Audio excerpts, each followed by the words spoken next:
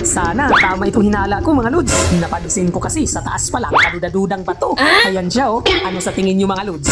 Grabe, sakto ang aking hinala. Isa nga itong dambuhala. Wow! Agay, tusok! Ang napakalaking cuttlefish!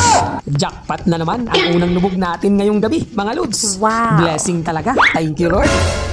Eto pa, sa paglubog kong hauli mga lods, kakaiba ang aking nakita. Kasi naman, kung makikita nyo, itong napakaraming isda, lahat sila nakatuwad.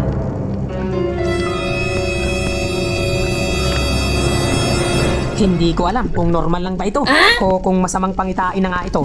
O di ba? Nakikita nyo naman mga lods, hindi ako nananakot. Pero nakakapagtaka talaga kasi itong isdang tumutubo, trumpet fish, ngayon ko lang talaga nakita na nakatuwad din pala.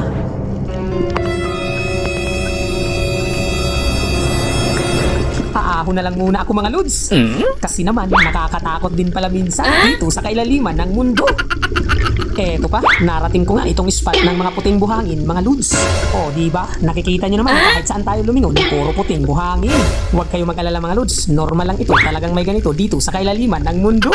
Aba, teka, itong nasa harapan ko, isa itong magandang pangitain. Alam nyo ba, itong parang yapak ng paa, pwede nating ulamin. Nakikita nyo ba ang kanyang mata? Basta huwag kayong kumurap mga lods dahil mabilisan lang dapat ito. Agay, tusok! Ang isdang palad kung tawagin dito sa isla namin. Wow. Grabe, napakalapad niya mga lods. Jackpot dahil napakasarap nito. Kaya naman, ang mahiwagang swat out mula dito sa kailaliman ng mundo ay para sa'yo. Idol Joven Rosales from Ipil, Zambales, Sibugay. Eto pa, nagmamadali nga akong bumalik dito sa kailaliman ng mundo mga lods. Dahil itong napakalaking emperor fish na kabitaw kanina sa unang pitik. Agay, tusok! O diba, nakikita nyo naman, sobrang lapad niya. Mabuti na lang talaga mga lods, mahina na siya nung nakabitaw kanina. Wow. Kaya naman, ang mahiwagang swat out mula dito sa kailaliman ng mundo ay para sa'yo. Idol Jeepmar Cabresos Aseno. Eto pa, medyo may kalaliman talaga itong ating spot ngayong gabi mga lods.